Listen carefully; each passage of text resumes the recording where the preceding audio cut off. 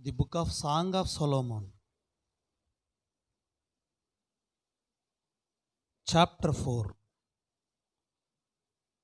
మొదటి నుండి 5 వచనాలు మార్చి అవుతాం. We'll read together, please. Responsively, please, from verse 1 to 5. 4వ అధ్యాయము పరమగీత గ్రంథము 4వ అధ్యాయము మొదటి 5 వచనాలు మార్చి. నా ప్రియురాలా, నీవు సుందరివి, నీవు సుందరివి, నీ ముసుకుగుండ నీ కనులు గువ్వ కన్నుల వలె కనబడుచున్నవి, నీ తల వెంట్రుకలు గిలాదు పర్వతం మీది మేకల మందను పోలి ఉన్నవి.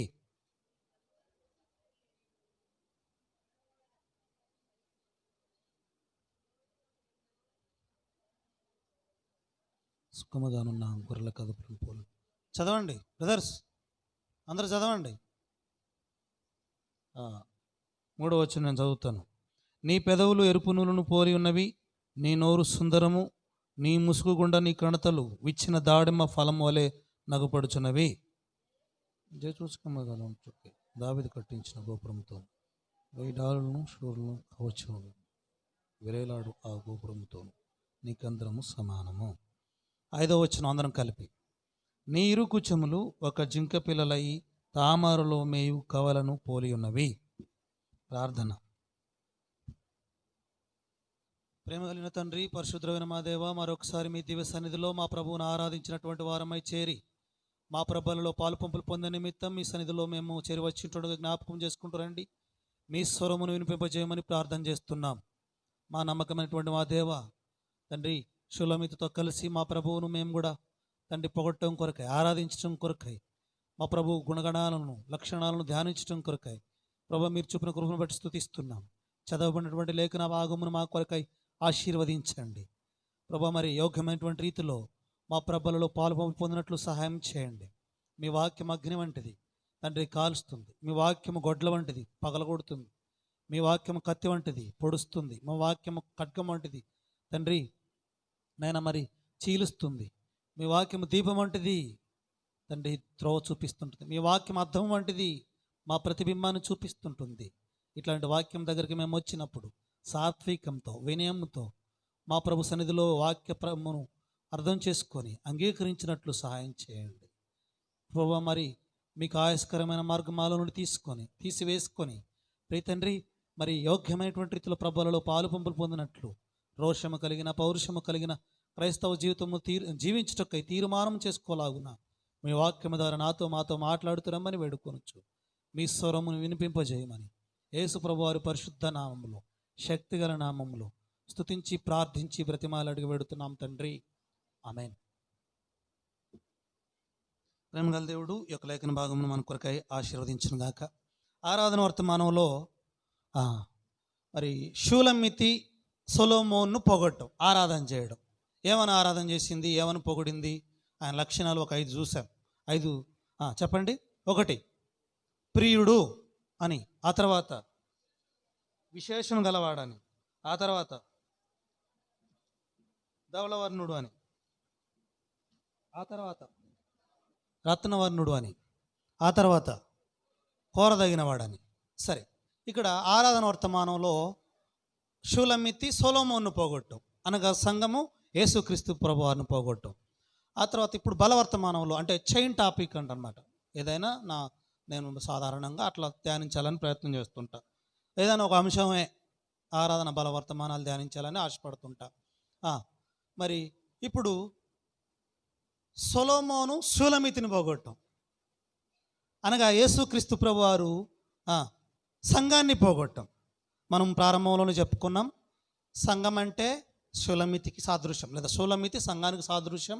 సొలొమోను గారు యేసుక్రీస్తు ప్రభువారికి సాదృశ్యంగా ఉన్నాడు. కాబట్టి ఇప్పుడు సంఘం మరి ఏం చేసింది, ఆయన పొగిడింది. సంఘం ఆయన పొగిడింది అంటే ఆరాధన చేశాం. ఇప్పుడు ఆయన కూడా పొగుడుతున్నాడు. ఏమని ఇక్కడ మన పరమగీతాల్లో ఒక మధ్యలోకి పోతే చూస్తే 6వ అధ్యాయము 10వ వచనంలో అసలు ఈమె ఎవరు అంటాడు. సంధ్యారాగము చూపట్టుచు చంద్రబింబం అంత అందము గలదై, సూర్యుని అంత స్వచ్ఛమును కళలను గలదై, వ్యూహిత సైన్య సమభీకర రూపిణియగు ఈమె ఎవరు అని ఎవరి గురించి చెప్తున్నాడు? సంఘం గురించి. మరి ఈమె ఎవరు అంటే, మరి సంఘం అంతగా అద్భుతంగా ఆయన కనపడతా ఉంది, ఆయన ప్రియురాలు. సరే, యొక్క మధ్యాహ్నకాల సమయంలో కొన్ని విషయాలు దేవుని వాక్యంలో వెలుగులో మనం చూసుకొని వాక్య వెలుగులో ప్రభువులలో పాలు పంపులు పొందుతాం. మరి ఇక్కడ 4వ అధ్యాయం మొదటి నుండి ఆయన అంటున్నాడు, నా ప్రియుడు అని స్టార్ట్ చేస్తే ఈయన కూడా తక్కువడు కాదుగా. ఈయనేమంటున్నాడు, నా ప్రియురాలు. కంటిన్యూ.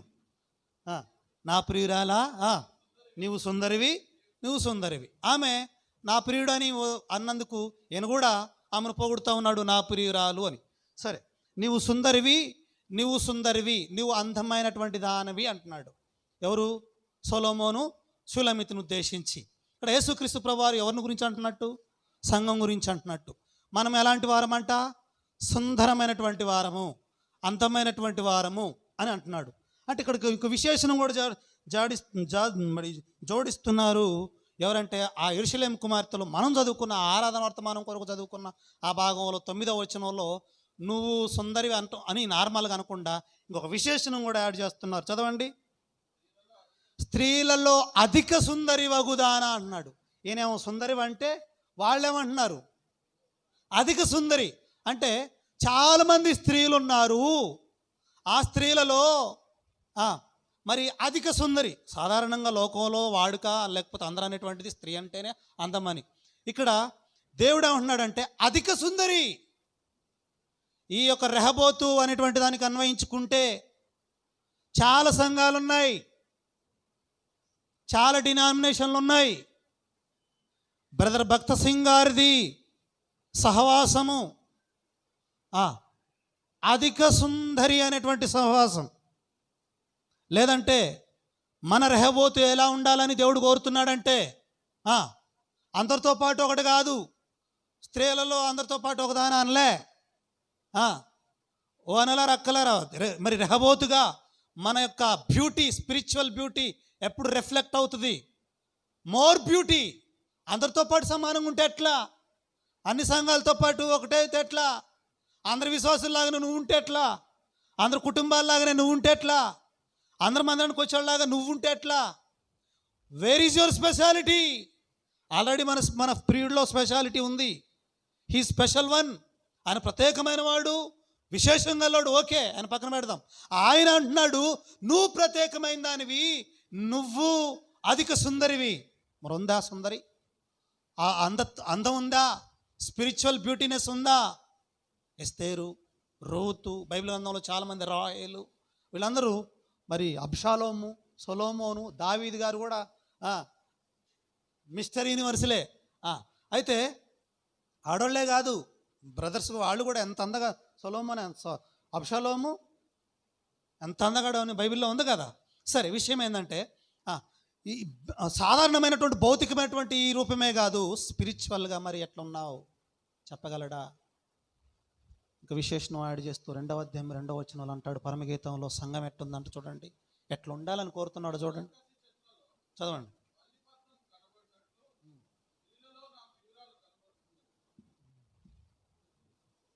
ఎట్లుందంట? బలురక్కసి చెట్లలో వల్లి పద్మము కనబడినట్లు నా ప్రియురాలు కనబడుతుంది. అట్లుండాలి నువ్వు, నేను అట్లుండాలా?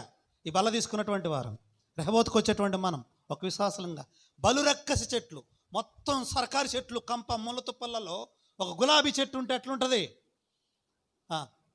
మన ఈ దూరం నుండి చూస్తే మనకేం కనపడుతుంది? స్పెషల్గా ప్రత్యేకంగా ఉన్నటువంటి ఆ యొక్క గులాబీ చెట్టు మాత్రమే కనపడుతుంది. అంత స్పెషల్గా ఉండాలన్నమాట. నీ చుట్టూ ముళ్ళే, బలురక్క చెట్లే. ఆ చెట్లలో నువ్వు ఉన్నావు, ఉన్నావు కాదు, ఉండాలి. అక్కడ ఏమని అంటే అప్పుడు గాలి వస్తుంటుంది చెట్లు. ఊహించండి, ఒక జపాన్ చెట్లు అంటారు మా దగ్గర. మరి మీరేమంటారు? సర్కారు చెట్లు, సర్కారు కంప. మా దగ్గర జపాన్ చెట్లు అంటారులే. అంటే వేరే జపాన్ దేశం నుండి వచ్చిన విత్తనాలు కావచ్చు అవి. సరే, ఏదో ఒకటి. ఆ చెట్లలో, ముళ్ళ తుప్పల్లో ఆ చెట్టు ఉందనుకోండి, గులాబీ పువ్వు చెట్టు ఉందనుకోండి, గాలి వచ్చినప్పుడు ఏం జరుగుతుంటుంది? ఆ చెట్టు మీద పడుతుంటాయి, ఆ ముడులు గుచ్చుకుంటూ ఉంటాయి, మళ్ళీ లేస్తుంటుంది, తగులుతుంటే లేస్తుంటుంది. స్పిరిచువల్ ఒక క్రైస్తవుడుగా, దేవుని బిడ్డలుగా మన జీవితం ఎలాంటిదంటే బలు రక్కసి చెట్లలో వల్లి పద్మ పుష్పం. సంఘం కూడా అలాంటి శ్రమలు గుండా పోతుంది, పోయింది, పోతుంది, పోబోతుంది కూడా. ఎస్, ప్రపంచమంతా ఏం చెట్లు? బలు రక్కసి చెట్లు. ఆ చెట్లలో నువ్వు ఎట్లుండాలి?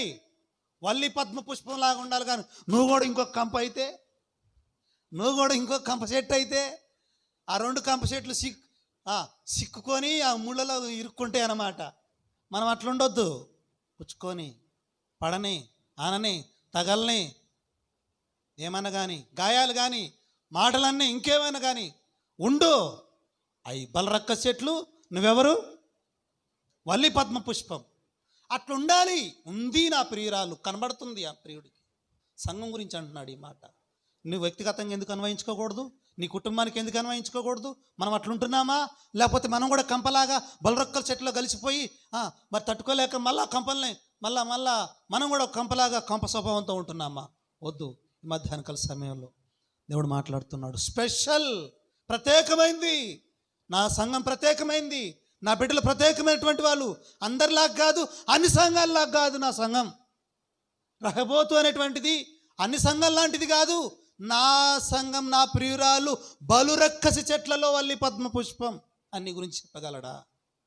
చెప్తాడా? చెప్పగలడా ఆ ప్రియుడు? ప్రియ సోదరుడా, ప్రియ సోదరి, బలను సమీపిస్తున్నటువంటి నీతో ఎలా ఉన్నావు? ప్రత్యేకంగా ఉన్నావా? యొక్క ద్రాక్ష తోటలో అంజూరపు చెట్టు ఒకటి కదా, ద్రాక్ష తోటలో అంజూరపు చెట్టు ఒక్కటే, అంజూరపు చెట్టు ఒకటి. కానీ ద్రాక్ష చెట్లు ఎన్ని ఉన్నాయి? చాలా ఉన్నాయి. అట్లనే స్పెషల్. ఎన్ని సహవాసాలున్నా, ఎన్ని సంఘాలున్నా, ఎన్ని కుటుంబాలున్నా, ఎంతమంది ఉన్నా, నీ ఆత్మీయత నువ్వు ప్రత్యేకత చాటించుకోవాలి.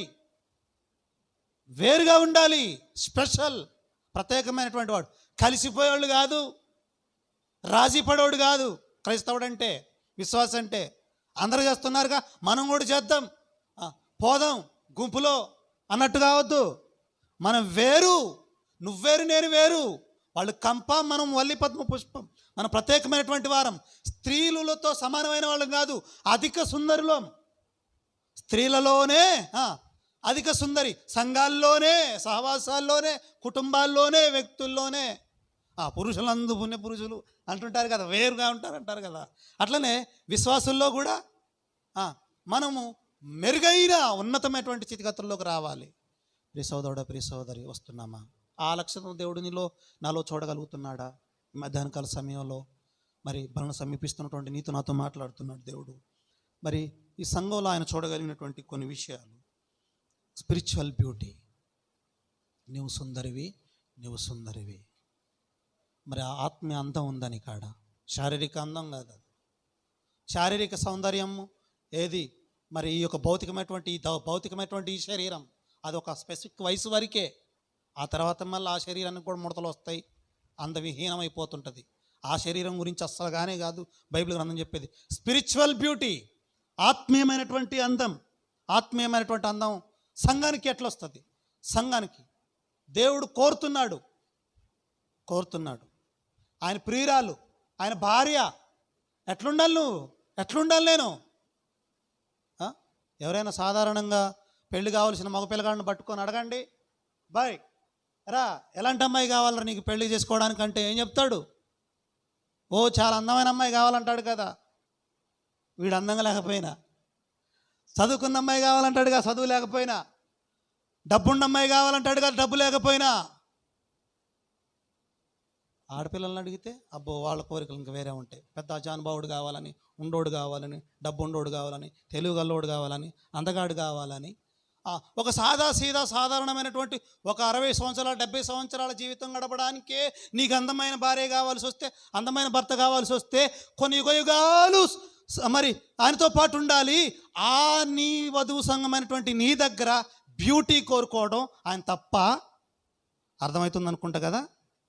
60-70 సంవత్సరాలు ఈ లోకంలో జీవితం కొరకే అందమైన భార్య కావాలి, అందమైన భర్త కావాలనుకుంటే, ఆ ప్రియుడు, ఆ ధవలవర్ణుడు, ఆ రత్నవర్ణుడు తన భార్య అయిన నీవు కురూపిగా ఉంటే, లోపాలతో ఉంటే, మరి సమస్యలతో ఉంటే, అందం లేకుండా ఉంటే నిన్నట్టు చేసుకుంటాడు. అర్థమవుతుంది అనుకుంటా. ప్రియ సహోదరుడా, ప్రియ సహోదరి, మధ్యాహ్న కాల సమయంలో మన దగ్గర స్పిరిచువల్ బ్యూటీ కావాలి. ఆ ప్రియుడితో సంవత్సరాలు, కోట్ల సంవత్సరాలు ఉండబోతున్నావు.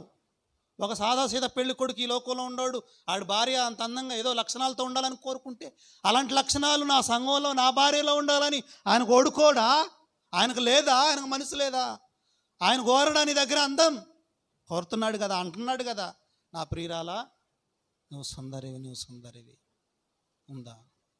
లోపాలతో ఉంటే, కురిపిగా ఉంటే, ఆత్మీయ గుడ్డితనం, ఆత్మీయ వికలాంగతనంతో ఉంటే ఆ ప్రియుడు నచ్చడేమో. ఆ ప్రియుడు రిజెక్ట్ చేస్తే, ఆ ప్రియుడు వివాహం చేసుకోకపోతే, గొడవపడితే, ఓ వధువు సంగమా, ఇంత చేసి, ఇన్ని సంవత్సరాలు చేసి, ఇంత చెప్పుకొని ఇంకేం సుఖం? మనుషులకు నచ్చినట్టు కాకపోయినా దేవుడికి నచ్చినట్టుండు. దేవుడికి నచ్చినట్టు ఉండేటువంటి సంఘం కావాలా, మనుషులకు నచ్చే సంఘం కాకపోయినా. ఆ ప్రియుడికి నచ్చే సంఘము హౌ ఆయన కూడా టెస్ట్ పెడతాడు, ఆయన కూడా చూస్తాడు. ఏం చూస్తాడు? ఇక్కడ ఈ కన్యకలో లేదా ఈ యొక్క షూలమితిలో 5 లక్షణాలు చూశాడు, 5 విషయాలు చూశాడు. ఆమె భౌతికమైనటువంటి ఆ శరీర మరి అవయవాలలో ఒక 5 విషయాలు చూశాడు. వాటిలో మొట్టమొదటిది చదవండి, 4వ అధ్యాయం మొదటి వచనం నుండి. నా ప్రియురాలా, నీవు సుందరివి, నీ ముసుకు గుండా నీ కన్నులు గువ్వ కన్నుల వలె కనబడుచున్నవి. నీ కన్నులు, సంఘం యొక్క కన్నులు, నీ కన్నులు చూస్తున్నాడు. ప్రియ సోదరుడు, ప్రియ సోదరి, స్పిరిచువల్ బ్యూటీ ఆయన నీ దగ్గర రిక్వైర్ చేస్తున్నాడు. How is your eyes? నీ కళ్ళు ఎట్లున్నాయి? ఏం చూస్తున్నావు? ముసుకు గుండా, ముసుకు అనేటువంటిది అది వేరే విషయం సహోదరి. కానీ ఆ కళ్ళు ఎట్లున్నాయంటే, ఎట్లున్నాయి? గొడ్లగోప కన్నులు ఉన్నట్టున్నాయి. ఏమన్నాడమ్మా?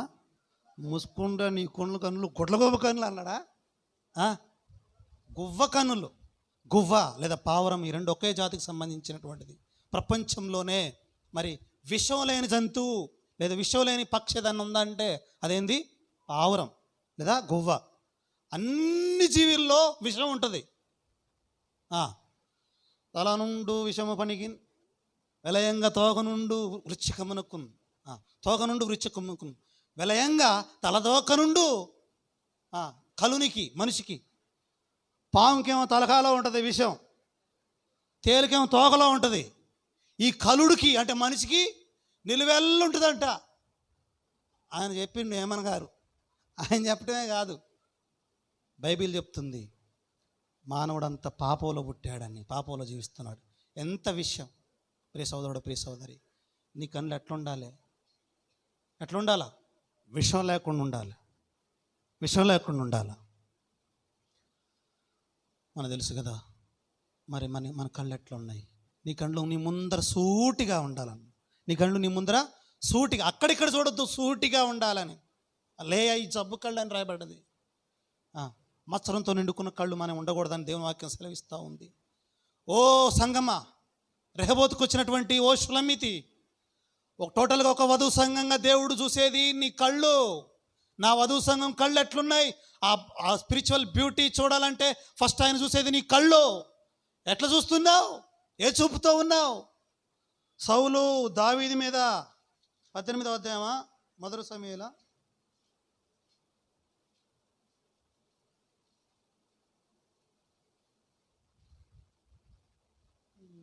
18వ అధ్యాయం 9వ వచనం. కాబట్టి నాట నుండి సౌలు దావీదు మీద విషపు చూపు నిలిపాను. ఏం చూపు? విషపు చూపు. ఈ చూపు కూడా ఉంటుందా? ఉంది, బైబిల్లో ఉంది. ఆ చూపు దయచేసి అలాంటి కళ్ళు మనకు ఉండకూడదని దేవుడు సెలవిస్తున్నాడు. అంటే కాదు, ఆ విషయంతో చూస్తే పచ్చగా ఉన్నటువంటి ఆ కుటుంబం కానీ, వాళ్ళ వ్యాపారం కానీ, వాళ్ళ చదువులు కానీ, వాళ్ళ సంసార జీవితం కానీ, ఇంకేదైనా కానీ కాలిపోవాల్సిందే. ఆ చూపు ఏం చూపో కానీ, అట్లాంటి చూపా? ఎందుకు ఈయన విషపు చూపు చూపుతున్నాడు? ఎవరండి? సౌలు. ఎవరి మీద? దావీదు మీద. ఎందుకు? ప్రైడ్, అధికారం, గర్వం, హెచ్చులు. ఏమన్నారు? సౌలు 1000 కొలది, దావీదు 10,000 కొలది. అరే చిన్నోడు కదా, నా ముందు వచ్చినోడు కదా, మరి ఆయన ఏంది? నేనెవరిని? నేను రాజును కదా, నాకు 10,000 అనాలి కదా. ఈ చిన్నోడికి లేకపోతే మరి ఇతనికి 10,000 అంటున్నారేంటి అంటే దాని అర్థం ఏంటంటే ప్రైడ్. నాకు నమస్కారం పెట్టాలా, నాకు చేయాలా, నాకు హలో అనాలా, లేకపోతే నాకు నాకు మరి నమస్కారం పెట్టాలా అంటే ఏమంటారు దాన్ని, గర్వం, పొగడతా, నన్ను పొగడాలి అనేటువంటి స్వభావం. అది రాలేదు. రాకపోయేటప్పటికి అప్పటి నుండి విషపు చూపు నిలిపాడు. కోరుకోవద్దు సంఘంలో ప్రియ సోదరుడు, ప్రియ సోదరి, దేవుడు బిడ్డలుగా మనకు అది సరైనటువంటిది కాదు. విషపు చూపు అంతకంటే మంచిది కాదు. సౌలు అంతకంతకు నీరసిల్లాడు, దావీదు అంతకంతకు వర్ధిల్లాడని రాయబడింది. ఈ యొక్క మధ్యాహ్న కాల సమయంలో విషపు చూపొద్దు. అదే దావీదు కిందకు చూశాడు మళ్ళా కదా. వసంతకాలమున రాజులకు యుద్ధమునకు బయలుదేరు సమయమున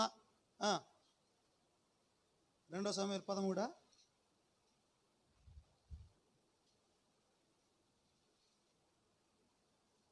11 మొదటి నుండి చదవండి. వసంతకాలమున రాజులు యుద్ధమునకు బయలుదేరు సమయమున దావీదు యోబును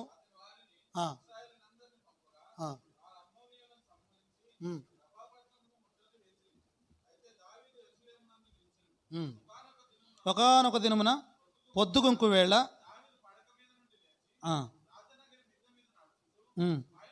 పైనుండి చూస్తుండగా, అంటే ఆడికి చూస్తున్నాడు, కిందికి చూస్తున్నాడు. దావీదేం విషపు చూపు, సౌలుదేమో విషపు చూపు, దావీదేమో కింది చూపు. మరి నువ్వు కూడా కింది చూపులు చూస్తున్నావా? ఎప్పుడు ఉద్యోగం ఉద్యోగం ఉద్యోగం ఉద్యోగం ఉద్యోగం అనొద్దనట్లేదు. అందులో కూడా దేవుడికి దేవుడికి సమయం క్రియేట్ చేయి. అక్కడ ఉండదులే కానీ స్పేస్ కల్పించుకో. మనం తయారు చేసుకోవాలి, స్పేస్ ఉండదు. కానీ ఆ సమయంలో కూడా నువ్వు ఆ క్రిటికల్ సమయంలో కూడా దేవుడికి స్పేస్ ఇవ్వు, దేవుడికి సమయానికి ఇవ్వు. ఎప్పుడెప్పుడు మన డ్యూటీ చేసుకోవద్దని, ఆఫ్ చేసుకోవని, వాళ్ళతో చివాట్లు తినవని, ఆబ్సెంట్ కావని, మరి డ్యూటీలో నుంచి తీసివేయబడమని నేను అనట్లేదు. నేను అనను కూడా. ఒక యాజ్ ఎ గాడ్ సర్వెంట్గా, ఆ శారీరక సంబంధమైన పోషకుడుగా, ఆత్మీయ సంబంధ పోషకుడుగా నేను ఆ మాటను అనను. ఉద్యోగం చేసుకోవాలి, కానీ అదే పని కాకూడదు.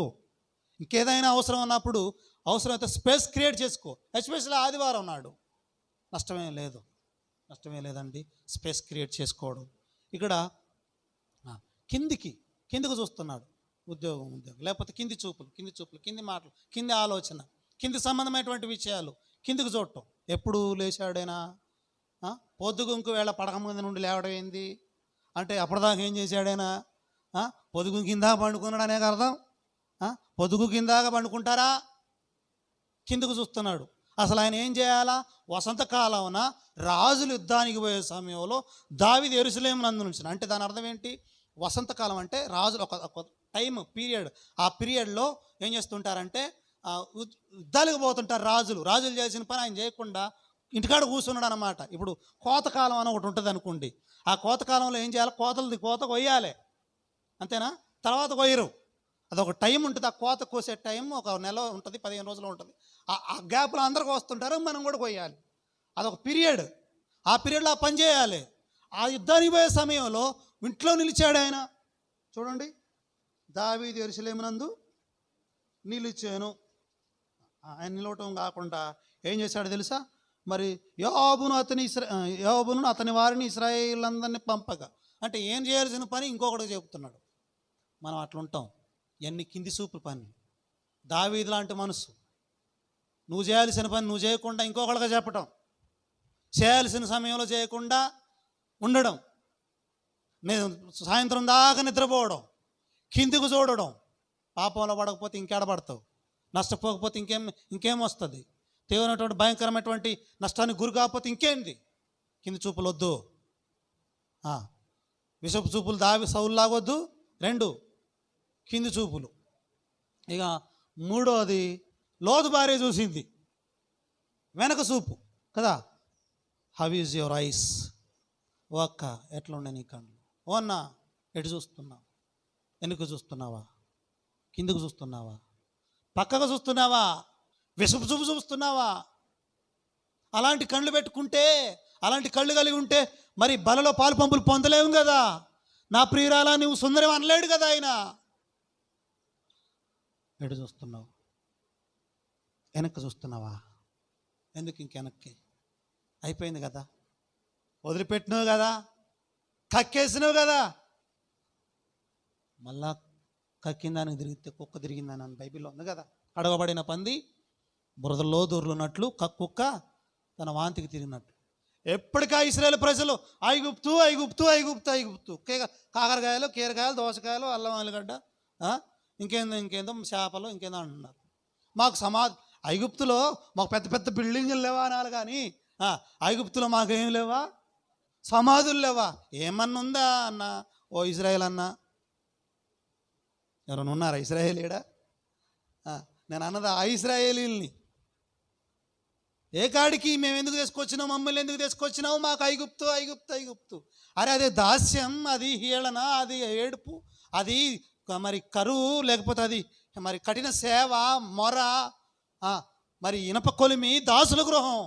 దేవుడు ప్రేమతో నేను తీసుకొచ్చి ట్రాన్స్ఫర్ చేసిన తర్వాత, మందిరానికి వచ్చిన తర్వాత మళ్ళీ ఐగుప్తు ఐగుప్తు మళ్ళీ వెనకదెందుకు అంటావు?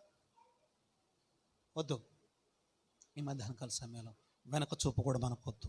లోతు భార్యలాగా వెనక చూపు కూడా వద్దు. ఉప్పు స్తంభం అవుతాం. ఉప్పు స్తంభం.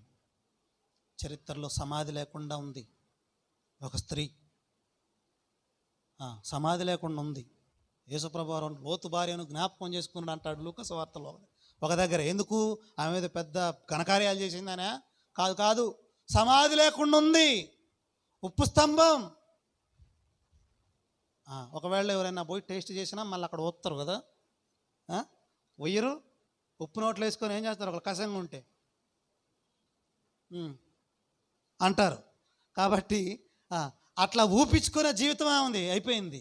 వెనక్కగా చూసి వద్దన్నాడు దేవుడు. ఒక మధ్యాహ్నకాల సమయంలో నా ప్రియురాల నీ కండ్లు గువ్వ కండ్ల వల్ల ఎట్లున్నాయి? మరి ఏం చేయాలి అన్న? వెనక్కి చూడొద్దు, పక్కకు చూడొద్దు, కిందికి చూడొద్దు, మీదికి చూడొద్దు, ఏ చూపు చూడొద్దు అని. మరి ఏం చేయాలి? హెబ్రీ 12:1.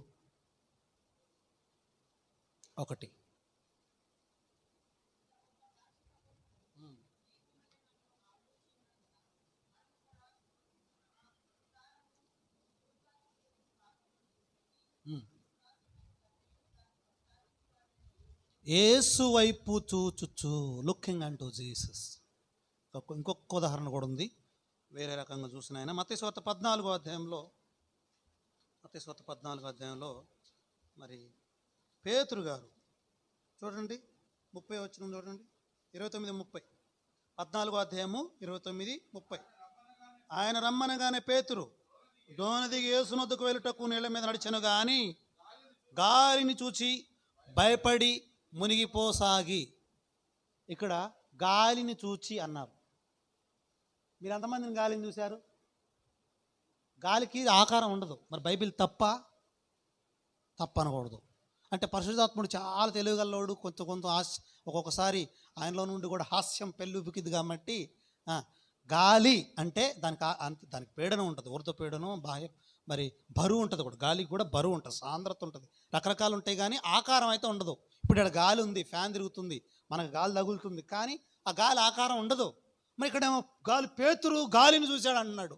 అంటే ఆయన అటు ఇటు చెప్పలేక ఏం చెప్పలేక, అంటే గాలి అంటే లోకంలో చాలామంది ఇంకొకటి కూడా అంటుంటారు విలేజ్ల్లో గాలి అంటే. సరే, అయితే గాలి అంటే కనపడంది. ఇంకో మాట చెప్పాలంటే కనపడంది అంటే ఏమీ లేదు. అంటే ఏమీ లేని దాన్ని చూసి భయపడ్డాడు. ఎవరు? పేతురు గారు. నువ్వు కూడా అట్నే భయపడుతున్నావు. ఆడేమి లేదు, గాలి, అది ఉట్టిదే గాలిని చూసి భయపడతారా? మా దగ్గర జగ్గేపేట ఉంది, కొంగరమల్లయ్య గట్టు అని ఒకటి ఉంటుంది. కొంగరమల్లయ్య గట్టు, జగ్గేపేట అని ఉంది. విన్నారా? జగ్గయ్యపేట కృష్ణా డిస్టిక్లో ఉంటుంది, ఖమ్మం జిల్లాకు దగ్గర.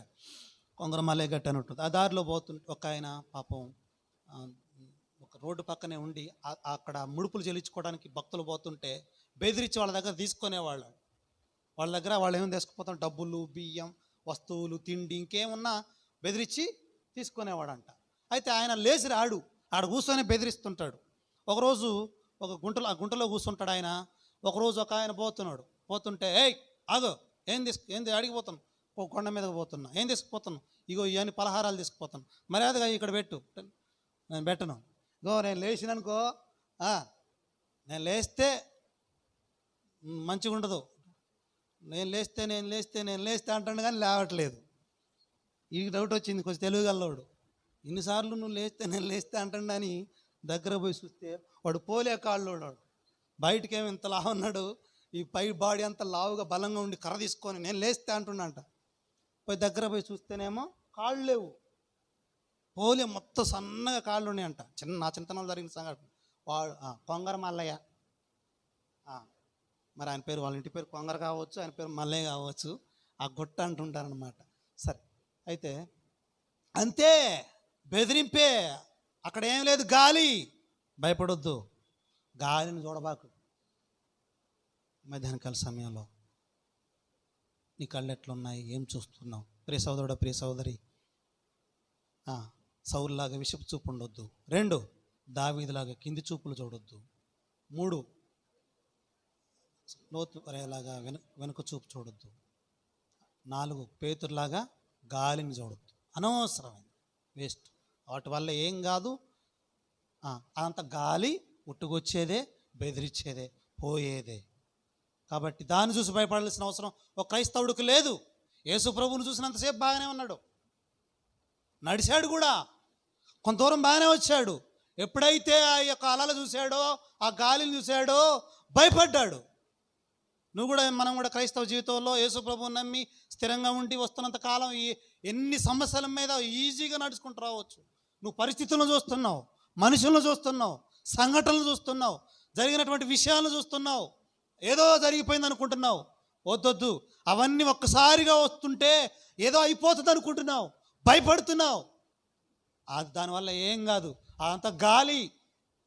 యేసయ్య ఉన్నాడు నీ ఎదురుగా, నేనే, రా వచ్చేయి అన్న ఆయన ఉన్నాడు కదా, ఆయన కాడికి రా, ఆయన వెంబడించు, ఆయన వైపు రా, ఆయన్నే చూడు.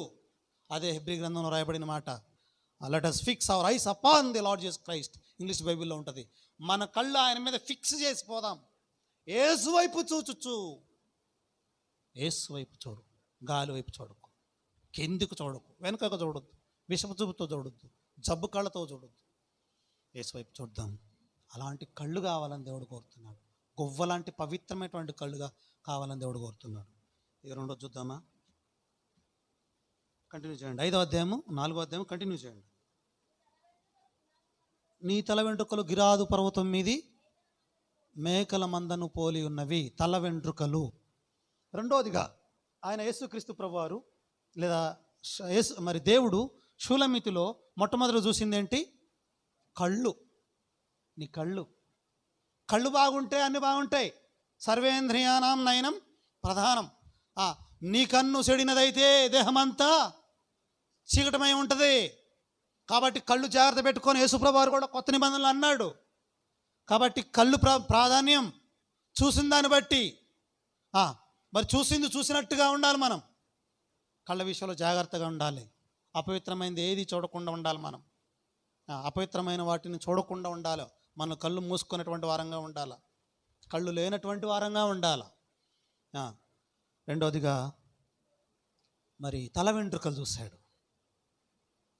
ఇప్పుడు చూడండి, ఒక వ్యక్తిని మనం వాళ్ళ కళ్ళు చూడాలంటే వాళ్ళ ఎదరు నుండి చూడగలం.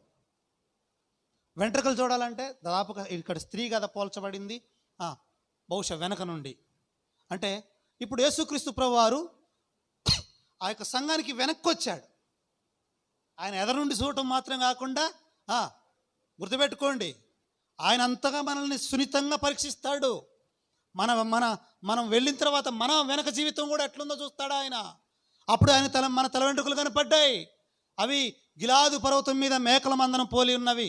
ఇజ్రాయెల్ దేశంలో ఉన్నటువంటి ఆ గిలాదు పర్వతం మీద పచ్చగా ఉంటుంది, గడ్డి ఉంటుంది. ఆ గడ్డిని తినడానికి మేకలన్నీ ఆ కొండ మీదకు పోతాయి. పోయిన తర్వాత అన్నీ తిని పడుకుంటాయి. ఆ పర్వతం మొత్తం మేకలతో నిండిపోతుంది. దూరం నుండి చూస్తే గ్రీన్ కలర్లో కనపడాల్సిన ఆ కొండ చెప్పండి నల్లగా కనపడుతుంది. ఎందుకు? మేకలన్నీ ఆ కొండ నిండా ఆవరించి ఉన్నాయి కాబట్టి. అంటే ఇప్పుడు ఆమె తల అంత ఉందన్నమాట, అట్లా ఉందన్నమాట, అంత అందంగా ఉందని వర్ణిస్తూ ఉన్నాడు. సో ఇక్కడ తల వెంట్రుకలు అనేటువంటి విషయంకి వస్తే ఎస్పెషలీ మరి సహోదరులకు ఇంట్రెస్టింగ్ సబ్జెక్ట్ అన్నమాట. తల వెంట్రుకలు పెరగటం కోసం వాళ్ళు చేయనటువంటి ప్రయత్నాల్లో ఇంకా ఇప్పుడు వాళ్ళది అనటం కంటే బ్రదర్స్ కూడా చాలామంది సహోదరులు మరి కేశ అలంకరణలో భాగంగా చాలా ప్రాధాన్యత ఇస్తూ ఉంటాం. ఏదైనా సరే తల వెంట్రుకలు అనేటువంటిది బైబిల్ గ్రంథంలో రాయబడింది బలానికి, ఘనతకు గుర్తు. ఘనతకు. కొరింథీ పత్రికనా స్త్రీ తల వెంట్రుకలు పెంచుకోవడం ఆమెకు ఏమన్నాడు? ఘనము. చదవండి అన్నమాట. 11వ అధ్యాయము 1 కొరింథీ 15వ వచనం.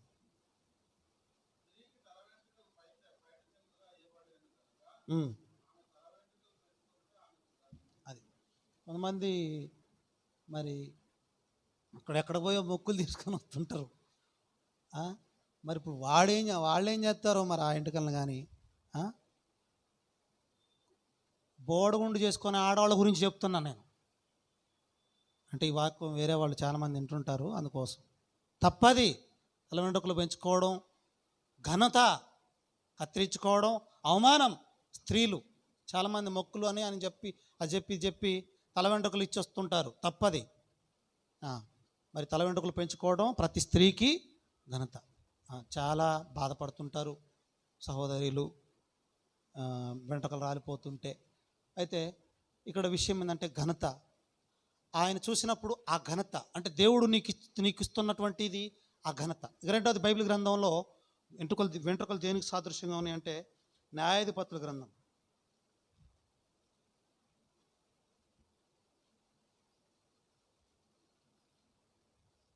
16వ అధ్యాయము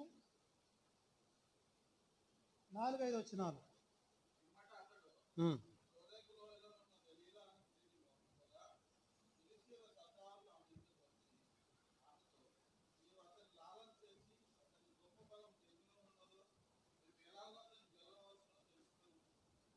అతని గొప్ప బలము దేనిలోనున్నదో. సంసోను గారి బలం దేంట్లో ఉందండి? ఆయన వెంట్రుకల్లో ఉంది. అవునా? ఈ యొక్క మధ్యాహ్నకాల సమయంలో వెంట్రుకలు ఘనతకు, వెంట్రుకలు బలానికి సాదృశ్యం. ఆ ప్రియుడు సొలొమోను ఆ ప్రియురాలను చూసినప్పుడు ఆమె వెంట్రుకలు కనపడ్డాయి. అంటే ఏం కనపడ్డట్టు? వాక్యపు వెలుగులో ఆమె ఘనత, ఆమె బలం. దేవుడు నీకు ఘనత ఇచ్చాడు, దేవుడు నీకు బలం ఇచ్చాడు. ఈ రెండు కూడా మరి దేవుడు కొరకు యూజ్ కావాల్సినటువంటి విషయాలు. నీ బలాన్ని దేనికి ఉపయోగిస్తున్నావు? ఎవరి చేతిలో పెడుతున్నావు? ఎవరికి ఖర్చు చేస్తున్నావు? చాలామంది రిటైర్డ్ సేవకులు ఉంటాడనమాట. జిఎస్లు ఉంటారు కొంతమంది. జిఎస్ అంటే గాడ్ సర్వెంట్స్. అంతకుముందేమో గవర్నమెంట్ సర్వెంట్. ఆయన జిఎస్ఏ, ఆయన కూడా జిఎస్ఏ. కాకపోతే ఎవరు ఆయన? అంతకుముందు గవర్నమెంట్ సర్వెంటు, ఇప్పుడు ఏమైండు? గాడ్ సర్వెంట్ అయింది. వయసులో ఉన్నంత బలం అంతా, ఆరోగ్యం అంతా ఆ గవర్నమెంట్కి ఖర్చు చేసి వాళ్ళు ఏం చేశారంటే ఒక స్పెసిఫిక్ వయసు వచ్చినాక, అయ్యా నువ్వు మాకు పనికిరావురా, నీ వయసు అయిపోయింది, నువ్వు రిటైర్డ్గా, నేను రిటైర్డ్గా అంటే ఈయన డబ్బులు ఇచ్చి ఏదో అంటారు కదా దాన్ని, అది ఇచ్చి ఇంటికాడ కూర్చొని ఆయన అని చెప్తే ఇంటికాడ కూర్చోకుండా మళ్ళా సంచి తీసుకొని వస్తాడు ఆయన. అట్లాంటి వచ్చేవాళ్ళ గురించే నేను చెప్పేది. వయసులో ఉన్న బలం అంతా ఎవరికో అప్పగించి, గవర్నమెంట్ కూడా మాకు చెల్లవు, నువ్వు ఇంటికాడ కూర్చో, ముసలోడు అయిన ముసలిదాయనం అయినవా అని చెప్తే ఇప్పుడు వచ్చేది ఆత్మల భారం. అయితే అలాంటి జిఎస్లు కాదు. ప్రభు కొరకు నమ్మకమైనటువంటి విధానంలో మరి ఆయన సేవనే ప్రధానంగా కలిగినటువంటి వారంగా మనం ఉండాలని దేవుడు ఆశపడుతున్నాడు. సో ఇక్కడ విషయం ఏంటంటే మరి బలం విషాదము, విచిత్రము ఏంటంటే ప్రపంచంలోనే బైబిల్ చరిత్రలోనే అత్యంత బలశాలి సంసోను కదా. 300 నక్కలు మరి పట్టుకొని వాటితో పంటలు తగలబెట్టగలిగినటువంటి వ్యక్తి. ఒక గాడిద దవడ, పచ్చి దవడ ఎముకతో 500 కుప్పలో 1000 మందిని మనుషులను చంపగలిగినటువంటి వ్యక్తి.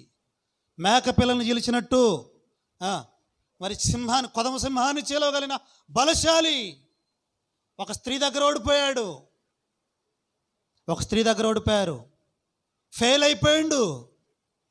ఇట్లాంటి సంసోన్లు, వాక్యం చెప్పే సంసోన్లు, పాటలు పాడే సంసోన్లు, మందిరంలో వాయిద్యాలు వాయించే సంసోన్లు, సిస్టర్ సంసోన్లు కూడాలే, బ్రదర్ సంసోన్లు, సిస్టర్ సంసోన్లు మరి పాపంలో పడిపోతున్నారు, ఫెయిల్ అయిపోతున్నారు, నష్టపోతున్నారు వాళ్ళ జీవితాల్లో.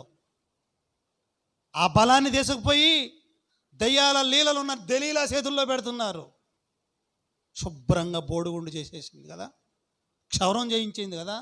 ఆ ఏ బలం అయితే ఎందులో అయితే ఉందో ఆ బలాన్ని అంతా బోడిగుండు చేసేసింది కదా. సంసోను సర్దారులు వస్తున్నారు, ఫిలిస్తీన్లు వస్తున్నారు, శత్రువులు వస్తున్నారు లేదంటే ఆయన శక్తి పోయింది, తెలుసుకోలేదు. వీరుణ్ణి శూరుణ్ణి మళ్ళా లేచాడు. ఏముంది? ఆ శక్తి అంతా పోయింది. కట్టేసి బంధించి ఎలాంటి సంసోను ఎలాంటి వాడైపోయాడు. కళ్ళు బీకి పట్టమైందండి. బంధించబడ్డాడు, దాగోను గుడి ఎదుటి పెట్టబడ్డాడు, తిరగలు విసిరివాడయ్యాడు. ఇట్లాంటి దౌర్భాగ్యకరమైనటువంటి సిచ్యువేషన్లోకి చాలామంది వెళ్ళిపోతున్నారు. ప్రియ సోదరుడా, ప్రియ సోదరి, దేవుని బిడ్డలుగా నీ బలాన్ని కాపాడుకో, నీ జ్ఞానం మరి నీ ఘనతను కాపాడుకో. దేవుడు నీకు ఇచ్చింది. శత్రు చేతిలో పెట్టొద్దు, మరి పాపం చేతిలో పెట్టొద్దు, శత్రువుకు దొరకొద్దు. నష్టం, పతనం, తట్టుకోలేనటువంటి స్థితిగతులు, కళ్ళు లేవు, సంఖ్యలు తెంపగలిగినటువంటి వ్యక్తి. ఒక సందర్భం వస్తుంది, ఊరు గవిని యొక్క గవినులు చేయితో ఓడబెరుక్కొని భుజం మీద పెట్టుకొని పోయాడంట, కొండ మీద కొండకి పోయి ఎక్కాడంట. ఎవరు? సాంసన్ గారు. ఒక సందర్భంలో ఒక ఊర్లో ఆయన పట్టేసి నైట్ వచ్చాడని ఊరికి గళ్ళు పెట్టేశారు. ఆ రోజుల్లో గౌన్లు ఉంటాయి, పెద్ద పెద్ద గౌన్లు. మిడ్ నైట్ లేచి కాళ్ళతో ఎరగొట్టి ఆ గౌన్లు భుజం మీద పెట్టుకొని కొండ ఎక్కాడంట. అంత బలశాలి. ఈ రోజున తిరగలు విసురుతున్నాడు. అన్న అక్క, నీ బలమేది? ఓ నా ప్రియురాలా, ఓ నా సంగమా, ఓ నా వధువు సంగమా, ఓ నా శూలమితి, నీ తల వెంట్రుకలు గిలాదు పర్వతం మీది మేకల మందను పోలినవి నాకు ఉపయోగపడుతున్నవి, అంత అందంగా నేను చెప్పగలడా? లేకపోతే సంసోన్లాగా మరి నీ బలాన్ని, నీ తల వెంట్రుకలను నాశనం చేసుకున్నావు అని చెప్తాడా? ఒకవేళ పతనమైపోయినటువంటి పాపి విషయంలో దేవుడే కఠినంగా తీర్మానం చేసుకుంటాడు అనుకుంటే అది బైబిల్ చరిత్ర కాదు. లేకపోతే అట్లా వదిలేస్తాడు అనుకుంటే ఆ దేవుడు నా దేవుడు కాదు, నేను నమ్ముకున్న దేవుడు కాదు. నా బైబిల్ దేవుడు, నేను నమ్ముకున్న నా ప్రేమ గల దేవుడు, నా యేసుక్రీస్తు ప్రభువారు, ఆయన మరి అందరిలాంటోడు కాదు. ఆ పతనమైపోయిన, ఆ పాపంలో చిక్కిన, ఆ తల వెంట్రుకలు క్షౌరం చేయించుకున్న ఆ సంసోను నమ్మక ద్రోహి. ఎవరికి చెప్పకూడదు అది. తల వెంట్రుకలు లైఫ్ లాంగ్ తల మీదకి మంగళకత్తి రానివద్దని చెప్తే నమ్మక ద్రోహం చేశాడు. నాజీరుగా ఉండాల్సినటువంటి వాడు నాజీరు తప్పాడు. నువ్వు నాకు నమ్మక ద్రోహం చేశావు, నిన్ను పట్టించుకొని అన్నాడు ఆ దేవుడు. ఒక సందర్భం వచ్చింది, చూడండి, 16వ అధ్యాయము 22వ వచ్చింది. 16వ అధ్యాయం 22 వచ్చింది. అతడు బందీ గృహములో తిరగలు విసిరివాడాయను. అయితే అతడు క్షౌరం చేయబడిన తర్వాత అతని తల వెంట్రుకలు తిరిగి మొలుచుటకు మొదలు పెట్టాను. ఏ సాతానుడైతే నిన్ను ఓడిచ్చాడు అనుకున్నాడో, ఏ సాతానైతే బోడగుండు చేశాను అయిపోయింది, ఈమె పరిస్థితి, ఈయన స్థితిపత్రి, ఈయన కుటుంబం పరిస్థితి అయిపోయింది, బోడగుండు చేసేసిన, నేను చేయాల్సిందంతా చేసిన, నా ప్లాన్ సక్సెస్ అయింది అనుకున్నాడో సాతాను. కానీ వాడికి తెలని విషయం ఏంటంటే, నన్ను నమ్ముకున్నటువంటి నా దేవుడు, నా ప్రేమ గల దేవుడు, బలహీనుడైన ఆ సంసోన్నే ప్రేమించి మళ్ళా మొలుస్తున్న ఇంటికలు తిరిగి మొలుచుటకు మొదలు పెట్టాను. ఏమి? తల వెంట్రుకలు మళ్ళీ మొలుస్తున్నాయి. సాతాను అనుకున్నాడేమో నిన్ను అంతా నాశనం చేశానని. లేదు లేదు, నువ్వు నమ్మిన దేవుడు నీకు మళ్ళీ తల వెంట్రుకలు మొలిపించావు. అయిపోయింది, వ్యాపారంలో, ఉద్యోగంలో, చదువులో, కుటుంబంలో అంత అయిపోయింది, స్పాయిల్ అయిపోయింది, పడిపోయింది అనుకుంటున్నావా? కాదు కాదు కాదు, మళ్ళీ మొలిసేటట్టు చేస్తాడు. పర్వాలేదు. సంసోనుకి పతనమైన పాపినికి ఇచ్చిన దేవుడు నీకీడా? ఆ సంసోను నమ్మక ద్రోహి మళ్ళా వేడుకుంటే, అయ్యా నాకు సహాయం చేయంటే మళ్ళీ ఇచ్చిన దేవుడు నీకీడు అనుకుంటున్నావా? ఓ అన్న, ఓ అక్క, అయిపోయింది, అప్పుల కుప్పలా ఊరిపోయినా నాకు ఇంకేమి లేదు, నా పరిస్థితి అంతా అయిపోయింది, నన్ను ఇక ఎవ్వరు ఆదుకోలేరు, ప్రభుత్వం స్పెషల్ బడ్జెట్ పెడితే తప్ప ఇది నా అప్పులు తీరవు అని అనుకుంటున్నావేమో.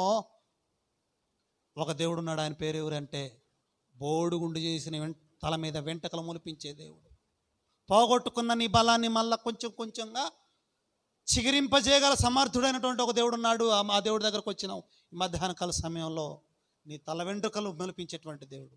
ఒక సందర్భం వచ్చింది, లాస్ట్ రోజు అది, ఆయన అవమానంగా తీసుకొచ్చి అందరి ముందు హేళనగా కూర్చోబెట్టి 2 స్తంభాల మధ్యలో కట్టేసి ఫుల్ మందిరం నిండిపోయి టాప్ మీద కూడా కూర్చున్నారంట కదా. ఆ దేవాలయం మిద్దె మీద కూడా కూర్చున్నారంట. హేళనగా చేస్తూ దాగోనికి బలులు అర్పిస్తున్నాడు. తట్టుకోలేకపోతున్నాడు ఈ నాజీరు చేయబడినటువంటి వ్యక్తి. చివరిసారి ఒక్కసారి ప్రభువుని అడిగారు, అయ్యా ఒక్కసారి నన్ను కనికరించావా, ఒక్కసారి నన్ను కనికరించావా.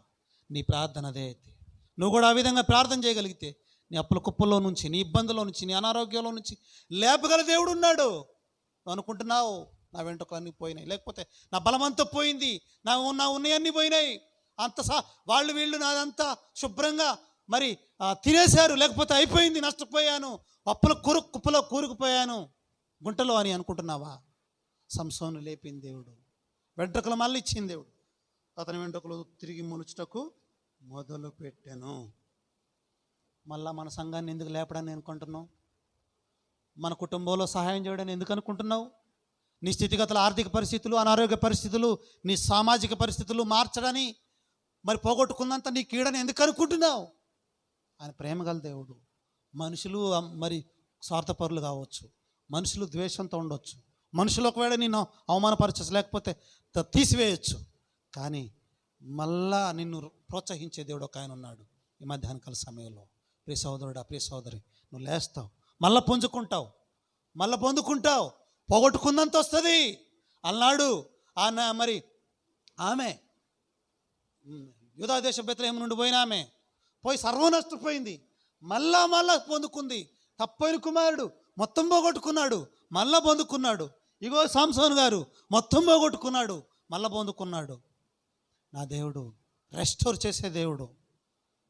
ఉద్యోగంలో చేస్తాడు, కుటుంబంలో చేస్తాడు, సమాజంలో చేస్తాడు, నీ కుటుంబంలో చేస్తాడు, సంఘంలో చేస్తాడు.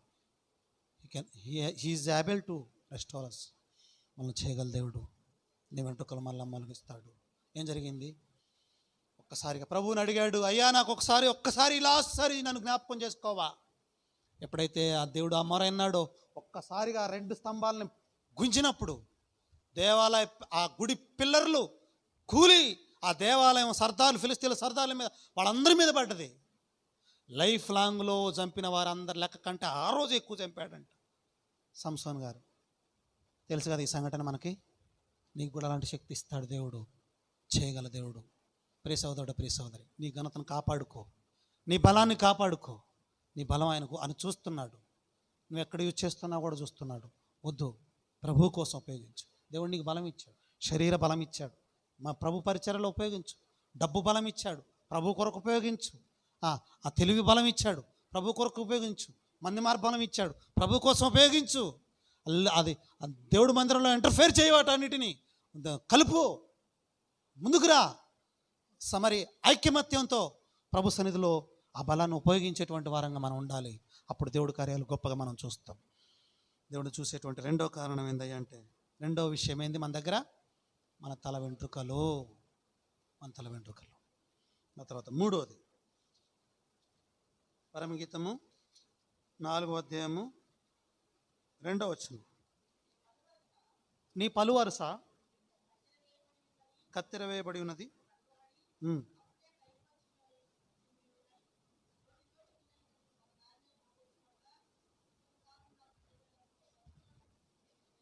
పలువరుస అనండి. దేవుడు చూసినటువంటి లేదా సొలొమోను సూలమితిలో చూసిన 3వ లక్షణం ఏంటంటే పళ్ళు. ఫస్ట్ కళ్ళు, 2 వెంట్రుకలు, 3 పళ్ళు. పలువరుస ఎట్లుందంట? ఆమె పళ్ళు వరుస ఎట్లుందంట? కత్తెర వేయబడినట్టుందంట. అంటే కరెక్ట్ సమానంగా కట్ చేస్తుందన్నమాట. సరే, పళ్ళు అన్నప్పుడు మరి మన పళ్ళు ఎట్లుంటాయి? చెప్పండి, మన పళ్ళు ఎట్లుంటాయి? తెలవదా? సరే, హింట్ ఇస్తా. పళ్ళు అంటే కొంతమందికి సందుపళ్ళు ఉంటాయి, తెలుసా? సందుపళ్ళు అంటారు. అంటే దంతశాస్త్రంలోకి వస్తే మళ్ళీ అది వేరు అనమాట. కొరికే పండ్లు, నవలే పండ్లు, విసరి పండ్లు అంటారనమాట. అవి దంతాలు, అవి వేరే విషయం. వాటి గురించి నేను చెప్పదలుచుకోలేదు. మరి పళ్ళు సాధారణంగా మన పళ్ళు ఎట్లుంటాయి అంటే సందు పళ్ళు ఉంటాయి. కొంతమంది ఏమో బంగారం పళ్ళు. వాళ్ళ పళ్ళు ఎట్లుంటాయంటే బంగారమే. మరి నేను పొగుడుతాను అనుకుంటున్నారు మరి మీరు. పాసిపళ్ళు, బంగారం అంటే ఏ కలర్లో ఉంటుంది? బంగారం అనగానే మురిసిపోయారేమో. అది ఏంది? శుభ్రంగా దోముకొని అర్థం అరది. మీరు పండ్లు దోవాలని నా ఉద్దేశం కాదు. శుభ్రంగా దోవండి, ఏం కాదు. అంటే ఇది కూడా అవసరమే, ఆరోగ్య సంబంధమైనటువంటి విషయం, తప్పే ఉంది. శుభ్రంగా పండ్లు దోవుకోవటం అవసరమైతే 2 సార్లు దోముకోవటం మంచిది. బంగారంలాగా ఉంచుకోబాకండి అమ్మ పళ్ళు. అన్నలో బంగారం పండ్లు ఉంచుకోబాకండి. మన పండ్లు శుభ్రంగా దోముకోవాలి. ఆ తర్వాత మరి పుచ్చిన పళ్ళు ఉంటాయి, పుచ్చిపళ్ళు కదా, అవి పుచ్చిపోతుంటాయి. కొంతమందికి గొగ్గిపళ్ళు ఉంటాయి, అంటే పన్ను మీద పన్ను వస్తుంటుంది అన్నమాట. వాటిని ఏమంటారు? ఏడేదో అమడాల పళ్ళు ఏదో అంటారంట. మరి అక్క అంటది. సరే, అయితే అంటే పన్ను మీద పన్ను. సరే, ఈ విషయాలే మనం ఆలోచిస్తుంటే నువ్వే పళ్ళలాగా ఉన్నావు? సందు పళ్ళు అంటే పళ్ళు దగ్గరకుంటే మంచిదా, దూరంగా ఉంటే మంచిదా? పళ్ళు ఎట్లుండాలి? ఎంత దగ్గరకుంటే, లేకపోతే కనపడడానికి ఆ సిస్టమ్, ఆ యొక్క యూనిటీ, ఆ యొక్క అతికి లేకపోతే దగ్గరకుండి మంచిగుండి ఉంటేనే మంచిది. కానీ మరి అక్కడ ఒక పన్ను ఇక్కడ ఒక పన్ను ఉంటే చూడడానికి బాగుంటుందా? అన్నా, ఓ నా ప్రియురాల, నీ పళ్ళు సందు పళ్ళు అన్నాడా? నీ పండ్లు అట్లున్నాయి, అక్కడ ఒకటి ఉంది, ఇక్కడ ఒకటి ఉంది, ఆ దేశానికి ఒకటి ఉంది, ఈ దేశానికి ఒకటి ఉంది, అదొక మనిషితో ఉంది, ఇదొక మనిషితో ఉంది అన్నాడా? లేదు కదా. కత్తెర వేయబడినట్టు ఉన్నాయి కదా, కరెక్ట్గా ఉన్నాయి కదా. కొన్ని పుచ్చు పండ్లు ఉంటాయి, ఆ పుచ్చు పళ్ళు లోపల నుండి వస్తుంటుంది అన్నమాట. పుచ్చు, కుళ్ళు, ద్వేషం, అసూయ, ఇక దాన్ని బట్టి నోరంతటికి నొప్పే. ఆ పుచ్చు పన్ను తీసి పీకి పారేసిందాక ఏమవుతుంది? ఎప్పుడన్నా ఎవరికన్నా ఉందా అనుభవం? నా చిన్నప్పుడు ఉంది నాకు పుచ్చుని పన్ను అనుభవం. కింద పడి గిలగలగా కొట్టుకొని ఏడిచేవాడిని. చల్ల నీళ్ళు తాగినా, వేడి నీళ్ళు తాగినా భయంకరమైనటువంటి నొప్పి. బ్రూఫినా వాడేవాడి ఆ రోజుల్లో. ఎంత నొప్పో. దానికి కారణం ఏంది? పుచ్చింది. అది ఆ పనిలో ఏముంది? పురుగుంది. ఆ పురుగు ఆ పనిని పుచ్చి చేసింది. ఇప్పుడు దాని ఆకారం కూడా నల్లగా అవుతుంది కది. దాన్ని బట్టి దాన్ని వరుసపెట్టిగా ఆ పనులన్నింటినీ పుచ్చి పెడుతుంటుంది, నేర్పుతుంటుంది, ఇంకా చెడగొడుతుంటుంది ఆ పన్ను. ఒకటి సందు పన్ను ఉంటుంది, అది ఆడ, ఇదేడా, ఇదేడా, అది ఆడ. అంటే నేను చాలా సంఘాలు, ఇప్పుడు మీరంటే చాలామంది సేవకులని చూసి మరి కొంతమంది సేవకులను చూసారేమో. నేను చాలా సంఘాల్లో చేసి వచ్చాను కాబట్టి పరిస్థితులను బట్టి చెప్తున్నా. సందు పన్ను అంటే ఒక పన్ను ఎక్కడుంటే ఇంకో పన్ను ఇంకొక ఊరిలో ఉంటుంది కదా. ఒకటి 7 ఉంటే మన బొల్లారంలో, ఇంకోటి మియాపూర్లో ఉంటుంది. ఇప్పుడు అది సాంబార్ అంటే ఇది చికెన్ అంటూ ఉంటుంది. అర్థమవుతుంది అనుకుంటే, అర్థం కాకపోతే ఇంకా మంచిది అనుకుంటా. సువార్త అంటే ఇదేమో స్పెషల్ మీటింగ్ అంటుంటుంది. ఇప్పుడు ఎప్పుడు కలుగుతుంది ఈ పన్ను ఆ పన్ను?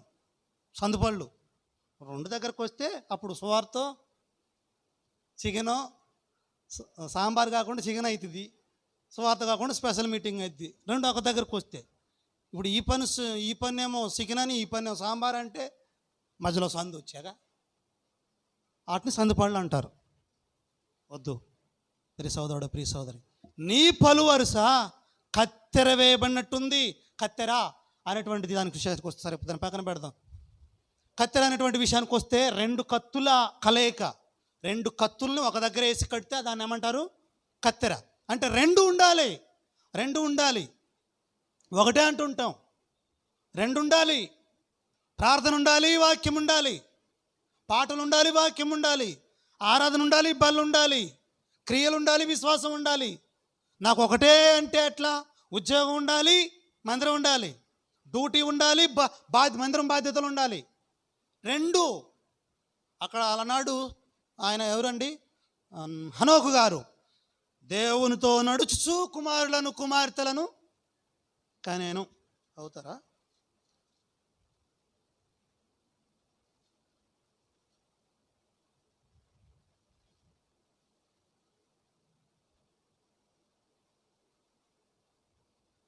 ఐదో అధ్యాయము 22వ వచనం, ఆదికాండం.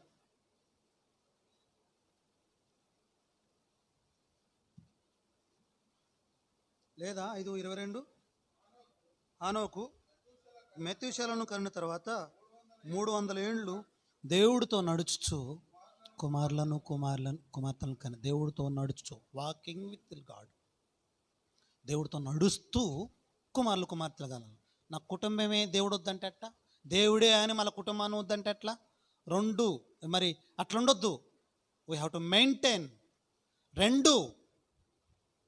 ప్రియ సోదరుడు, ప్రియ సోదరి, దేవుడి బిడ్డలుగా మనం బాధ్యతలు కూడా చూసుకోవాలి, పని కూడా చూడాలి, సమర్పణ ఉండాలి, విశ్వాసం ఉండాలా, క్రియలు ఉండాలి, ఆరాధన ఉండాలా, బలం ఉండాలి. ప్రతిదీ. కొంతమంది వాక్యమే చెప్తుంటారు, ప్రార్థన చేసుకోరు. వాక్యం చదువుకుంటుంటారు, ప్రార్థన చేసుకోరు. కొంతమంది ప్రార్థనే చేసుకుంటారు, వాక్యం చదవరు. తప్పు. రెండు రెక్కల సిద్ధాంతం ఇది.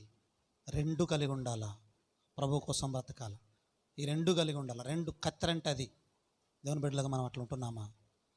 దేవుడు కోరేది అదే. ఏదో ఒకదాని మీదనే మనం మనసు పెట్టి దాన్నే చేసి అదే అంటే ఇది కాదంటే ఇది కాకుండా ఉంటుంది, ఇదే అంటే అది కాకుండా ఉంటుంది. కాబట్టి అట్లా కాకుండా దేవుడి బిడ్డలుగా మనము సమానంగా వీ హ్యావ్ టు మేనేజ్ చేసేటువంటి వారంగా ఉండాలి. ఆయన దేవుడితో నడిచాడు, కుమారులు కుమార్తెలను కూడా కన్నాడు. అంటే ఫ్యామిలీని దూరం పెట్టలేదు, దేవుడితో నడిచాడు. దేవుడితో నడుస్తూ అంటే మరి దేవుడితో మరి ఫ్యామిలీ పిల్లలను అంటున్నారు కాబట్టి దేవుడిని వదిలిపెట్టాడా? లేదు, దేవుడితో కూడా నడిచాడు. దేవుడి బిడ్డలుగా మనం ఆ విధంగా ఉండేటువంటి వారంగా ఉండాలి, కత్తెర వేయబడినటువంటి వారంగా ఉండాలి. ఆ తర్వాత 4వది పరమగీతము 5వ అధ్యాయము 3వ వచనం. నీ పెదవులు ఎరుపు నూనెను పోలి ఉన్నవి, నీ నోరు సుందరము. నోరు. దేవుడు విశ్వాసులుగా మన దగ్గర మనలో చూసేటువంటి ఇంకొక 4వ లక్షణం ఏంటంటే మన నోరు కూడా. అన్నలక్కలు బలను సమీపిస్తున్నటువంటి నీతో అలనాడు మరి సంఘము ఆయన పొగిడింది, ఆయన లక్షణాలు పొగిడింది. ఓకే, ఎస్, బాగానే ఉంది, ఆరాధన చేయగలిగినాం. ఇప్పుడు ఆ యజమానుడు, ఆ ప్రియుడు, ఆ సొలొమోను కూడా ఈ షోలోమితిలో ఉన్నటువంటి కొన్ని లక్షణాలు చూస్తున్నాడు. ఆమె కళ్ళు చూడగలిగాడు, ఆమె తల వెంట్రుకలు చూడగలిగాడు, ఆమె పళ్ళు చూశాడు. 4, ఆమె నోరు కూడా చూస్తున్నాడు. ఓ ప్రియురాలా, ఓ నా సంగమా, మరి నీ నోరు చూస్తే ఎట్లుంది? ఏం మాట్లాడుతున్నావు? ఎలా మాట్లాడుతున్నావు? ఎవరితో మాట్లాడుతున్నావు? ఎందుకు మాట్లాడుతున్నావు? ఎంతసేపు మాట్లాడుతున్నావు? ఏ ఉందని మాట్లాడుతున్నావు? విషయం ఏంటంటే మన నోరు కూడా చూస్తాడు దేవుడు. మన మాటల గురించి చాలా రకాలైనటువంటి మరి విషయాలు ఉన్నాయి బైబిల్ గ్రంథంలో. అనవసరమైన మాటలు, అపవిత్రమైన మాటలు, గాలి మాటలు. పోయిన వారం ఇప్పుడు చూసుకున్నాం అనుకుంటు కదా, గాలి మాటలు, అపవిత్రమైన మాటలు, ముసలమ్మ ముచ్చట్లు, ఉపయోగం లేని మాటలు, మరి కత్తిపోటు వంటి మాటలు అని ఉంది ఇంకో దగ్గర. ఎట్లుంది? కత్తిపోటు వంటి మాటలు. అట్లా మాట్లాడకూడదు మనం దేవుడి బిడ్డలుగా. మరి మనం ఎట్లా ఉండాలంటే మన మాట మీ సంభాషణ ఉప్పు వేసినట్టు కదా, ఉప్పు వేసినట్టు మరి రుచిగలదిగా, కృపాసహితముగా ఉండనీయుడి అంట. ఉప్పు వేసినట్టు ఎట్లా అంటే, ఉప్పు తక్కువ వేస్తే ఏమవుతుంది? సప్పుడవుతుంది. ఎక్కువ వేస్తే చెప్పండి, కషం అవుతుంది. అంతేనా? తక్కువ వేస్తే సప్పుడు అవుతుంది. కాబట్టి దాన్ని ఎట్లా వేయాలా? సరిపోయాను అంతే, సరిపడ ఉప్పాను. అట్లా మాట్లాడాలి. ఎంత మాట్లాడాలో అంత మాట్లాడాలి. ఎక్కువ మాట్లాడకూడదు అనేది అర్థం. సామర్థ్యానికి మించి మాట్లాడకూడదని, మన పరిమితుల్లో లేనిది మాట్లాడకూడదని, మనకు అవసరం లేనిది మాట్లాడకూడదని, మనకు ఉపయోగం లేనిది మాట్లాడకూడదని, మరి దానివల్ల ప్రయోజనం లేనిది మాట్లాడకూడదని. అర్థశాస్త్రాన్ని రచించింది ఎవరండి? అర్థశాస్త్ర పితామహుడు ఎవరు? ఎకనామిక్స్ అరిస్టాటిల్, అంతేనా? ఆయన దగ్గరికి ఒక ఆయన వచ్చి నీకు ఒక విషయం చెప్పాలన్నాడు. చెప్తూలే కానీ నేను 3 క్వశ్చన్లు అడుగుతాను నేను. అది నీకు తెలుసా? నాకు చెప్పు. కానీ అది నీకు తెలుసా అంటే నాకు తెలియదు. ఎవరో చెప్తే విన్నారు, నేను నీకు చెప్దామని వచ్చిన. అయితే నాకు చెప్పు. 2, మరి అది నిజమా అబద్ధమా? అది నిజమా అబద్ధమా నాకు కూడా తెలియదు, చెప్పడానికి వచ్చినట్టు. అంటే అది నిజమో కాదో నీకు తెలియదు. తర్వాత అది నిజమా కాదో నీకు తెలియదు. ఆ విషయం నీకు తెలియదు, అది నిజమా కాదో కూడా తెలియదు. ఆ తర్వాత 3వది, ఇప్పుడు ఆ విషయం నాకు చెప్తున్నావు నువ్వు, దానివల్ల నాకేమైనా లాభమా? నీకేం లాభం ఉంటుందిలే, ఏదో చెప్దామని చెప్తున్నా. అంటే ఆ విషయం నీకు తెలియదు, నీకు సంబంధించింది కాదు. 2వది నిజమో కాదో నీకు తెలియదు. 3వది నువ్వు అది నాకు చెప్పడం వల్ల నాకు అది లాభం లేదు కాబట్టి నాకు చెప్పబాకు. నోరు మూసుకొని వెళ్ళిపోయిందంట. ఎవరి దగ్గరైనా మనం ఈ 3 అప్లై చేస్తే కొంచెం తగ్గుద్ది. ఏం తగ్గుద్ది? ఈ విషయం ఏంటంటే, అంటే దీంట్లో మనం అన్వయించుకోవాల్సింది ఏంటంటే, అది మనకు తెలుసా, అది ఆ సంఘటన నిజమా కాదా, అసలు ఒరిజినల్ ఏంటి అని తెలవకుండా మాట చెప్పడం, మనకు తెలవకుండా చెప్పడం. తర్వాత దానివల్ల చెప్పే నాకు వినేటువంటి వారికి లాభం లేనప్పుడు దాని గురించి చెప్పుకోవడం ఎందుకు? అనలక్కలు టైంపాస్ కాకపోతే. విషయం ఏంటంటే, మధ్యాహ్నకాల సమయంలో నీ నోరు ఎలా ఉంది, ఎలా మాట్లాడుతున్నావు, ఏం మాట్లాడుతున్నావు? దేవుడి బిడ్డలుగా సరైనటువంటి మాట్లాడుతున్నావు. కృతజ్ఞత వచనమే మాట్లాడాలి. పోకిని మాట్లాడినను, సరసోక్తులైనను, మరి ఇంకా వేరేది మాట్లాడొద్దని దేవుని వాక్యం సెలవిస్తూ ఉంది. ఒక్క నోటి నుండే 2 మాటలు ఎట్లా వస్తాయి? ఒక్క జల నుండే చేదు నూరును తీపి నూరును ఊరునా? యాకోబు గారు అంటాడు నాలుక గురించి, అదొక పాప ప్రపంచం. అది మరి మానవ ప్రపంచానికి నిప్పు పెడుతుందంట. చదవండి యాకోబు పత్రిక. నాలుక 5వ వచనం నుండి, 3వ అధ్యాయం 5వ వచనం నుండి, అలాగునే నాలుక కూడా చిన్న అవయవమైనను బహుగా అదిరిపడును. అబ్బా, నాలుక అగ్నియే. నాలుక మన అవయవములలో ఉంచబడిన పాప ప్రపంచమై సర్వ శరీరమునకు మాలినమును కలుగజేయచ్చు, ప్రకృతి చక్రమునకు చిచ్చు పెట్టును. చూడండి, నరవలేని నాలుక ఎన్నెన్ని మాటలు, బహుగా అదిరిపడుతుంటుంది. ఎన్ని మాటలు, ఎంత హేళనగా, ఎంత తక్కువగా, ఎంత సులభంగా, ఎంత చులకనగా మాట్లాడుతుంటుంది ఆ నాలుక. ఏడు తిప్పుతాడు తిరుగుతుంది కదా, తిరుగుతుంది. విషపు నాలుకల కింద సర్ప విషం అన్నది అంటాడు. వద్దు ప్రియ సోదరుడు, ప్రియ సోదరి, మధ్యాహ్నకాల సమయంలో బలను సమీపిస్తున్నటువంటి నీతో నాతో దేవుడు మాట్లాడుతున్నప్పుడు, ఓ నా ప్రియురాలా, నా సంగమా, నువ్వు ఎలా ఉన్నావు? దయచేసి మాటలు పొదుపుగా, కుదురుగా, మర్యాదగా, అర్థసహితంగా, కృపాసహితంగా, మాట్లాడాల్సినంతగా మాట్లాడాల్సిందే మాట్లాడు. మరి అది అవసరం లేనటువంటి మాటలు మనం మాట్లాడాల్సిన అవసరం లేదు. అనవసరంగా మాట్లాడటం, వచ్చగా మాట్లాడడం, ఎక్కువ మాట్లాడడం, అవసరం లేకపోయినా మాట్లాడడం, టైంపాస్కి మాట్లాడడం, ఇది సరైనటువంటి విషయం కాదు. దేవుడు బిడ్డలుగా దయచేసి నాలుకను సాధువు చేసుకోవాలని దేవుడు వాక్యం అంటాడు. అది ప్రపంచం, ప్రకృతి చక్రానికి ఏం పెడుతుంది? స్విచ్ పెడుతుంది. అది మంట పెట్టడమే, అగ్ని అంటించడమే, కాలిపోవటమే. అక్కడ వద్దు. నాలుక వల్ల, మాట వల్ల నువ్వు నీ మాటల ద్వారానే నీతిమంతుడు అని తీర్చబడతావు, నీ మాటల ద్వారానే అపరాధం అని తీర్చబడతావు అని బైబిల్ గ్రంథంలో ఉంది. వద్దు. మరి మన మాటల ద్వారా మనం ఏం చేయబడాలి? నీతిమంతులుగా తీర్చబడాలి. దయచేసి కుదురుగా, కొంచెం, ఎంత తక్కువగా మౌనంగా ఉంటే జ్ఞాని అనుకుంటారు. మితభాషి, మితంగా మాట్లాడాలా, మితంగా మాట్లాడాలా, అంతేగాని అంతకంటే ఎక్కువ మాట్లాడొద్దని దేవుని వాక్యం సెలవిస్తూ ఉంది. ఈ నోరు సుందరమా? ఏమన్నాడు? సుందరం, అందమైనది. అంటే ఎందుకు ఆ నోరుని మంచిగా అన్నాడు? ఆ నోరుని అందమైన నోరు అని ఎందుకు అన్నాడు? ఆ యొక్క అశులమితి కలిగినటువంటి ఆ నోరును అందమైనటువంటి నోరు అని ఎందుకన్నాడు? అందులోనూ ఆ నోరులో నుంచి వచ్చే మాటలు ఎట్లున్నాయి? అందును బట్టి దేవుని బిడ్డలుగా మందిరానికి వస్తున్నటువంటి మనం, బలలో బల తీసుకున్నటువంటి మనం, క్రైస్తవులను పేరు చెప్పుకుంటున్న మనం రోడ్డు మీద ఎట్లా మాట్లాడుతున్నాం, కుటుంబంలో ఎట్లా మాట్లాడుతున్నాం, భర్తతో, భార్యతో, పిల్లలతో, అధికారులతో, ఉద్యోగస్తులతో, బయట వాళ్ళతో, లోకస్తులతో ఎట్లా మాట్లాడుతున్నావు?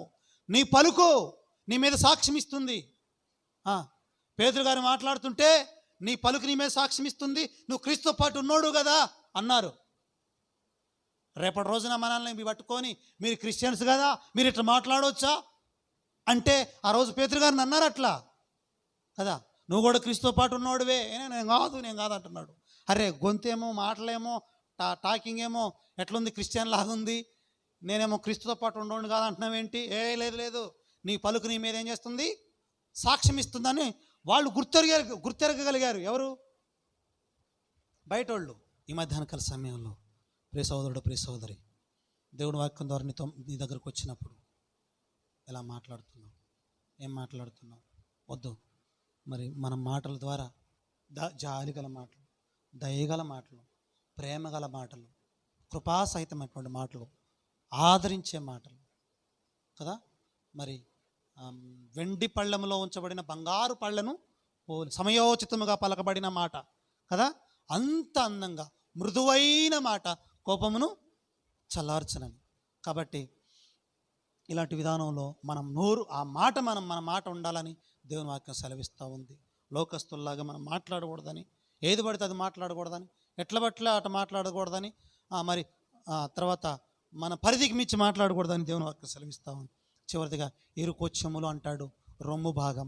ఆ యొక్క సహోదరి షూలమితి యొక్క రొమ్ము భాగాన్ని, అంటే సమృద్ధి, ఆహారం, సంతృప్తి ఉన్నటువంటి, మరి పోషణ ఉన్నటువంటి మరి స్థానం.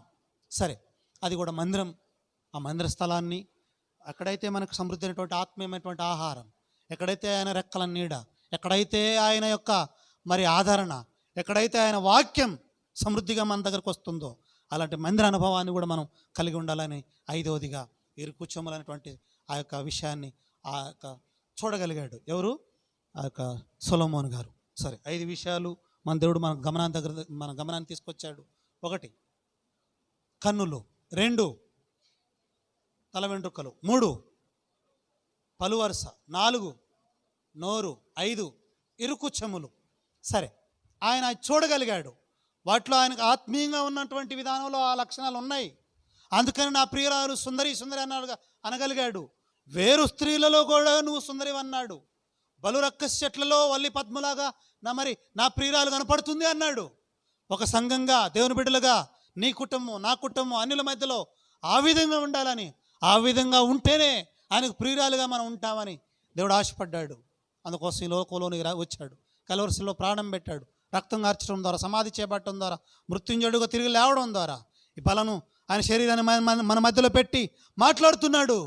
ఓ నా ప్రియురాలా, ఓ నా రహబోతు, ఓ మందిరానికి వచ్చినటువంటి నా ప్రియ విశ్వాసులారా, మీ కళ్ళు ఎట్లున్నాయి, మన చూపెట్లుంది, ఏ విధంగా